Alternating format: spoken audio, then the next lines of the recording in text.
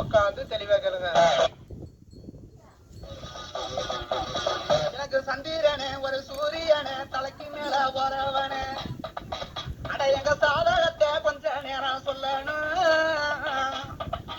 அரசா சரித்திரமன வாக்கெடுத்து வாக்கணும்.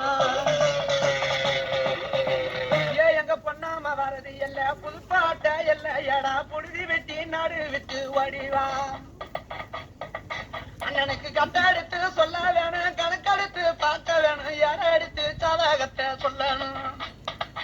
எனக்கு என்ன வெண்டு கதையெல்லாம் எடுத்து வந்து நீ வாரு.